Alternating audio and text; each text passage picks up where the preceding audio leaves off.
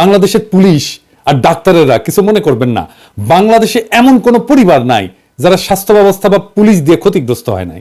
তার মানে এই দুই জায়গায় কি বিপুল আর ব্যাপক মনুমেন্টাল টাস্ক আছে সংস্কারের, সেটা সংশ্লিষ্টরা বুঝতে পারতেছেন কিনা জানি না। কিন্তু আমার মনে হইলো যে আমি যেই পাটাতনে দাঁড়ায় সলিউশনগুলোতে বলতেছি আগের 2 এপিসোডে, সেই পাটাতনে না দাঁড়াইলে আমার সলিউশনটা আমি কেন দিছিলাম সেটা বোঝা যাবে না। আমার সলিউশন কোনো সেন্স মেক করবে না যতক্ষণ পর্যন্ত না যে ইতিহাস বোধের উপরে দাঁড়ায় আমি সলিউশনগুলোর কথা বলতেছি, সেই একই ইতিহাস বোধের উপরে আপনারাও দাঁড়ান, ডাক্তাররাও দাঁড়ায়, স্বাস্থ্য মন্ত্রণালয় দাঁড়ায়, সংস্কার কমিটি দাঁড়ায়। আসেন আমরা আদি ইতিহাস থেকে শুরু করি, চিকিৎসা ব্যবস্থা আর তার বিবর্তনের ইতিহাস দেখি। কোন ভাঙাগড়ার মধ্যে দিয়ে গেছে সেই চিকিৎসা ব্যবস্থা, আজ আমরা যার উত্তরাধিকার। এই চিকিৎসা ব্যবস্থার ফিলোসফিক্যাল জার্নিটা কি, আসেন সেটা আমরা বুঝে দেখি। সারা দুনিয়াতে স্বাস্থ্য ব্যবস্থার মেরুদণ্ড চিকিৎসক, অথচ এই চিকিৎসকদের বিরুদ্ধে মানুষের পর্বত প্রমাণ অভিযোগ। যে সুস্থ হয়ে বাড়ি যায় সে অভিযোগ করে, যে যায় না সে তো করবেই। তবে এই যে অভিযোগগুলা, এটা যে শুধু বাংলাদেশে তা না, এটা সারা দুনিয়ার চিত্র। কারণটা কি? কারণটা হচ্ছে যে চিকিৎসা শুধু বিজ্ঞান না, এটা একটা আর্ট। সেবাগ্রহীতা হিসেবে থাকে একজন রক্ত মাংসের জীবন্ত মানুষ। সে মানুষটা বাকি সব মানুষের চাইতে আলাদা। তার আলাদা জীবন আছে, সম্পর্ক আছে, স্মৃতি আছে, শিক্ষা আছে। এই বিপুল বৈচিত্র্যকে মায়া দিয়ে, মমতা দিয়ে, দক্ষতা দিয়ে, বিজ্ঞান দিয়ে ম্যানেজ করাটা খুবই জটিল একটা কাজ। এই জটিল কাজটাই করেন ডাক্তার। 2008 সালে হলিউডে একটা সিনেমা হয়েছিল, নাম নাইটস ইন রোদান্থ। সেই সিনেমার নায়ক রিচার্ড টিফানি গেইর অভিনয় করছেন একজন ডাক্তারের ভূমিকায়। সিনেমায় ওই ডাক্তারের নাম হচ্ছে ডাক্তার ফ্লেনার। ডাক্তার ফ্লেনারের হাতে সার্জারির সময় তার এক বৃদ্ধা রোগী সার্জারির বেডেই মারা যায়। ডাক্তার ফ্লেনার আসছেন সমুদ্রের ধারে একটা শহর রোদান্থতে বৃদ্ধার স্বামীকে কৈফিয়ত দিতে। ফ্লেনার বলতেছে যে অ্যানেস্থেশিয়ার জটিলতায় 50,000 জনের মধ্যে একজনের এরকম দুর্ঘটনা ঘটতে পারে, যে দুর্ঘটনাটা তোমার স্ত্রীর ক্ষেত্রে ঘটছে। বৃদ্ধ কিছুক্ষণ চুপ করে শুনে বললেন যে 50,000-এ একজন একটা সংখ্যা, আমাদের 43 বছরের দাম্পত্য জীবন। আচ্ছা ডাক্তার, তুমি কি আমার স্ত্রীর চোখের তারার রংটা দেখছিলা? এই যে আবেগের তীব্রতা, সেটা ডাক্তার ফ্লেনার সামাল দেবে কিভাবে যদি না দুই পক্ষের বিশ্বাস আর এমপ্যাথির একটা সম্পর্ক তৈরি না হয়? পৃথিবীর কোনো পেশাকেই তো এমন তীব্র মানবিক আবেগ মোকাবেলা করতে হয় না। আমার ডাক্তার হওয়ার মোটিভেশন বগুড়ার তারা ডাক্তার, বাবার বন্ধু ছিলেন, আমাদের পারিবারিক বন্ধু ছিলেন, অসম্ভব রূপবান এক মানুষ ছিলেন। এমন মমতায় উনি রুগী দেখতেন, এমন অপূর্ব ছিল ওনার হাসি, ওনার উপস্থিতি রোগ অর্ধেক ভালো করে দিত। উনি যখন বগুড়া আলতাফুন্নেসা খেলার মাঠের পাশের রাস্তা দিয়ে স্টেথো গলায় ঝুলাই যাইতেন, হাঁটতেন, তখন মনে হইতো দুনিয়ার সমস্ত সৌন্দর্য উনার উপরে ভর করছে। আমারও ছোটবেলায় মনে হইতো ঠিক এইভাবে স্টেথো গলায় আমাকে মাঠের পাশ দিয়ে হাইটে যেতে হবে। ডাক্তারি পেশা এতটাই সেলিব্রেটেড ছিল, কাঙ্ক্ষিত ছিল, আমি ডাক্তার হইতে হইতে সেই দিনগুলো কোথায় যেন হারায় গেল। আমরা মনে করি যে ডাক্তারেরা সব দেশে, সব যুগে, সব সমাজে সমাদৃত ছিল। কথাটা ঠিক না। পৃথিবীর সব দেশেই সমাজপতিরা চিকিৎসকদের প্রতি ছিলেন নির্দয়। এই ভারতবর্ষে চিকিৎসকরা রোগীর বাসার সামনের দরজা দিয়ে ঢুকতে পারতেন না, তাদের ঢুকতে হইতো যেই পথে ম্যাথরেরা বাসার বর্জ্য নিয়ে যেত। গ্রিসের চিকিৎসককে মনে করা হতো নিচু জাতের কারিগর। রোমান সাম্রাজ্যের চিকিৎসকদের কাজ দেওয়া হতো দাসদের। শেক্সপিয়ার চিকিৎসকদের চিটার্স, মাউন্টেব্যাক্স বলছেন। মাউন্টেব্যাক্স মানে হচ্ছে প্রতারক আর কি। ভলতেয়ার বলছিলেন চিকিৎসক তারাই যাদের ওষুধ সম্পর্কে জ্ঞান সামান্য, রোগ সম্পর্কে আরো কম, আর রোগী সম্পর্কে কিছুই জানে না। সে ভলতেয়ার যিনি এক বুদ্ধিবৃত্তিক বিপ্লবের জমিন তৈরি করবেন আধুনিক দুনিয়ায়, সেই ভলতেয়ার ডাক্তারদের কি ভাবতেন দেখেন। 1301 সালে বাংলা সাহিত্যপত্র চিকিৎসা সম্পর্কে লিখতেছে, এখন দেখিতে পাওয়া যায় যে কোন লোক জমিদারি সেরাস্তায় কার্য করিতেন অথবা পণ্ডিতি করিয়া আসিতেছেন, মধ্যে খেয়াল হইল নিদান শাস্ত্র পড়ি। তিনি নিদান শাস্ত্র কিছুদিন পড়িয়া বিশেষ একটি উপযুক্ত সাইনবোর্ড লিখিয়া একজন সুচিকিৎসক হইয়া পড়িলেন। ব্যাবিলনের শাসক হাম্বুরাবি একটা অদ্ভুত আইন করছিল, সার্জারিতে ভুল হইলে ডাক্তারের হাত কেটে নেওয়া হবে। মধ্যযুগে পশ্চিমা সাহিত্য বাচাল, ভার, অর্থলোভী, অপদার্থ চিকিৎসকদের নিয়ে কৌতুকের সরাসরি। কোকাচ্চিওর ডেকামেরন বা চসারের ক্যান্টাবেরি টেলস, এইগুলোতে ডাক্তার একটা অত্যন্ত গুরুত্বপূর্ণ চরিত্র। 14 শতাব্দীর কবি পেত্রাক পোপ ষষ্ঠ ক্লিমেন্টের অসুস্থতার কথা যাই না ওনাকে দেখতে গেছেন, তো গিয়া দেখেন যে পোপের বিছানার পাশে ডাক্তার।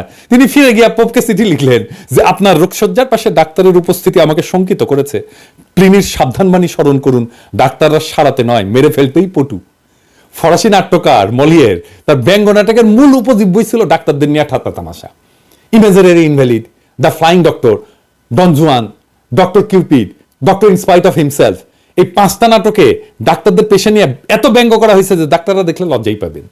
জর্জ বার্নার্ড শর একটা নাটক আছে ডক্টর ডিলেমা নামে, সেখানে বার্নার্ড শর ভূমিকা লিখছেন যে 100 টাকা পারিশ্রমিক না বড় ডাক্তার কখনো 10 টাকা পারিশ্রমিকের ডাক্তারের সাথে একমত হবেন না, কারণ সেক্ষেত্রে তার বাড়তি 90 টাকার দাবিটা খেলে হয়ে যায়।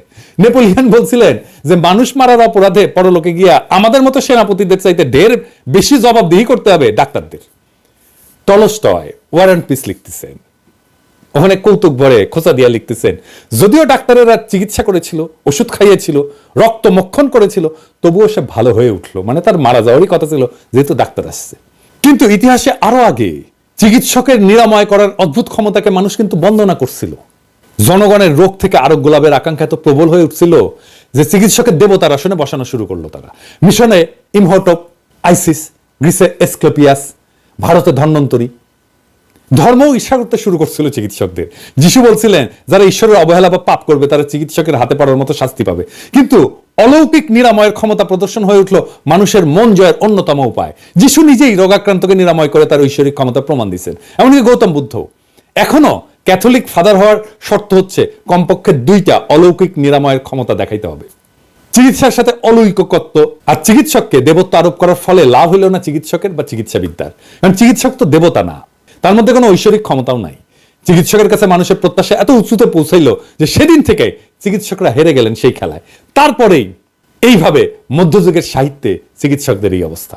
তবে এই অবস্থার আবার পরিবর্তন হইল অষ্টাদশ শতাব্দীর শেষ দিকে, তখন কলোনি মাস্টাররা যাচ্ছেন সারা দুনিয়ায়, নতুন নতুন যুদ্ধ বিগ্রহ লেগেই আছে।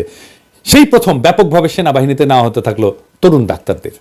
ছড়ায় ছিটায় থাকা ডাক্তাররা একটা সুসংগঠিত বাহিনীর সদস্য হয়ে ছড়ায় পড়লো সারা দুনিয়ায়, মিশতে থাকলো সাধারণ মানুষের সাথেও। মানুষেরা দেখলো ক্ষমতাবান কিন্তু মাটির কাছাকাছি মানুষ।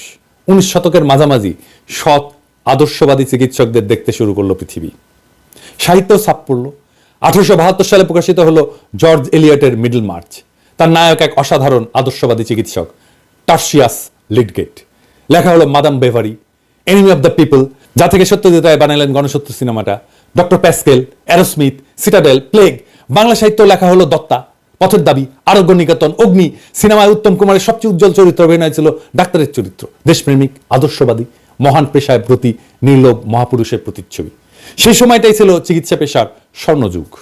আর আজকের বাংলাদেশের স্বাস্থ্য ব্যবস্থার সমস্যা আরো জটিল, কারণ পুরা সিস্টেম ভয়াবহ করাপশন ঢুকছে।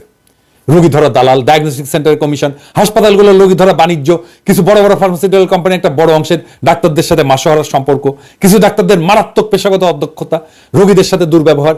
আর এই সিস্টেমটাকে টিকায় রাখার জন্য গড়ে ওঠা কায়েমি স্বার্থবাদী গোষ্ঠী পরিস্থিতিকে জটিল থেকে জটিলতর করে তুলছে।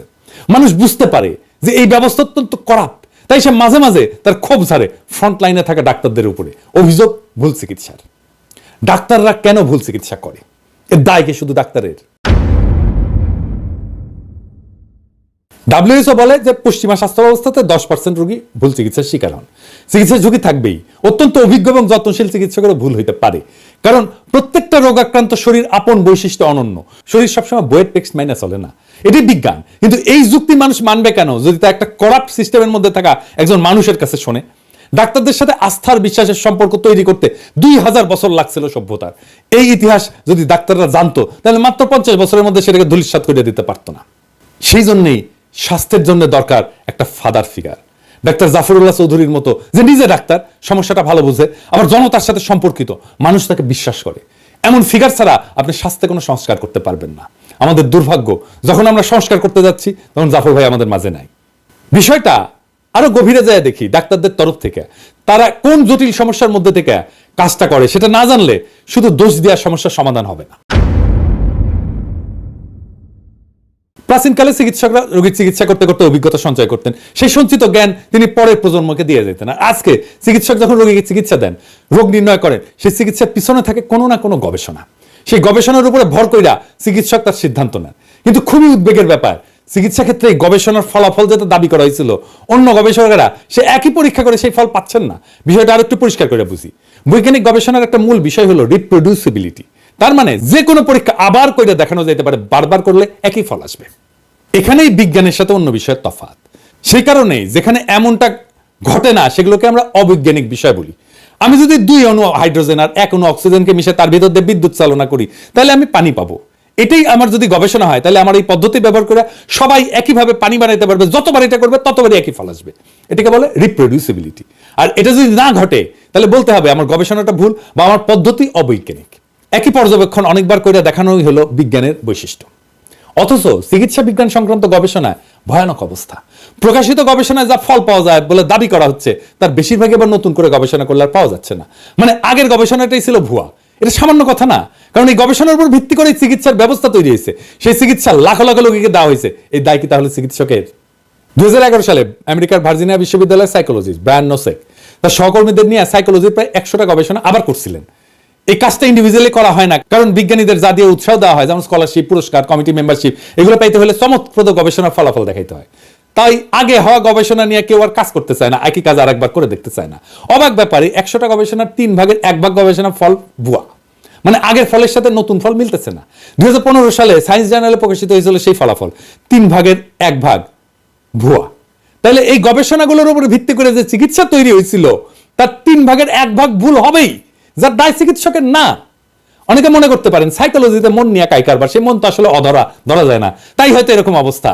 অন্যান্য শাখায় অবস্থাটা হয়তো তেমন খারাপ না, কিন্তু না। 2011 সালে বিখ্যাত ফার্মাসিউটিক্যাল কোম্পানি বায়ার জানাইলো যে ক্যান্সার সংক্রান্ত অনেক গবেষণা তাদের গবেষকরা আবার করে দেখছেন এবং মাত্র 4 ভাগের 1 ভাগ গবেষণার ফল মেলাইতে পারছেন। মানে 75 ভাগ ফল ভুয়া। পরের বছর আরেক ফার্মাসিউটিক্যাল কোম্পানি অ্যামজেন জানাইলো ক্যান্সার সংক্রান্ত বিখ্যাত 53টা গবেষণার মধ্যে মাত্র 6টার ফল তারা আবার মেলাইতে পারছে। মানে শতকরা 89 ভাগ গবেষণার ফল ভুয়া। একজনের গবেষণার প্রাপ্ত ফলের উপরে কাজ করে পরে কেউ একজন কাজ করে, এভাবে বিজ্ঞান আগায় চলে। তাহলে জ্ঞান যা গড়ে উঠছে তা কিসের উপরে গড়ে উঠছে? ভুয়া গবেষণা। Brian Nosek Center for Open Science বলে একটা প্রতিষ্ঠান করছেন। তারা ক্যান্সার সংক্রান্ত 50টা নাম করা গবেষণা প্রবন্ধের ফলাফল পরীক্ষা করে দেখতে শুরু করলেন। 2012 সালে 5টা পরীক্ষা তারা করছিলেন প্রথমে, তার মধ্যে মাত্র 2টা পরীক্ষার ফল মিলছে, তা পুরোপুরি না। তাহলে এর অর্থ কি? এটা গবেষণা? এই গবেষণা ফাঁক ছিল, যা আগেই ধরা পড়ার কথা ছিল, অন্তত প্রকাশিত হওয়ার আগেই। তাহলে চিকিৎসা বিজ্ঞান কার উপরে নির্ভর করবে? এই ভুল আর মিথ্যা গবেষণা কর্মের উপরে এগুলো ছাপা হয়েছিল বিখ্যাত সব মেডিকেল জার্নালে। কিভাবে সেগুলো ছাপা হইলো? এত রিভিউয়ার আছে জার্নালগুলোর, তাদের কারো কাছে গবেষণার ফাঁক ধরা পড়লো না। এই রিভিউয়ার প্রসেসটা বলি, যারা এই বিষয়টা সম্পর্কে জানেন না। ধরা যাক আপনি একটা গবেষণা ফলাফল পাঠালেন একটা জার্নালে ছাপানোর জন্য, সেই লেখাটা কয়েকজন সেই ফিল্ডের কয়েকজন প্রথিতযশা রিভিউয়ারের কাছে পাঠানো হবে রিভিউ করার জন্য, অনেকে পরীক্ষার খাতা দেখার মতো। তারা সেই গবেষণাটা নিরীক্ষা করে দেখবেন গভীরভাবে যে গবেষণাটা ঠিক আছে কিনা। কিন্তু আসলেই কি তারা খুঁটায় খুঁটায় দেখেন? 1998 সালে বিখ্যাত মেডিকেল জার্নাল ব্রিটিশ মেডিকেল জার্নালের সম্পাদিকা ফিওনা গডলি একটা দুষ্টামি করে পরীক্ষা করছিলেন। তিনি একটা মন গড়া প্রবন্ধ 200 জনকে পাঠাইছিলেন এবং ইচ্ছে করে 8 ধরনের ভুল ঢুকাই দিছিলেন। কেউই 8টা ভুল ধরতে পারেনি। 200 জনের কেউ 8টা ভুল ধরতে পারেনি। গড়ে সবাই 2টা করে ভুল ধরতে পারছিলেন। ইন্টারেস্টিং ফাইন্ডিংস এটা।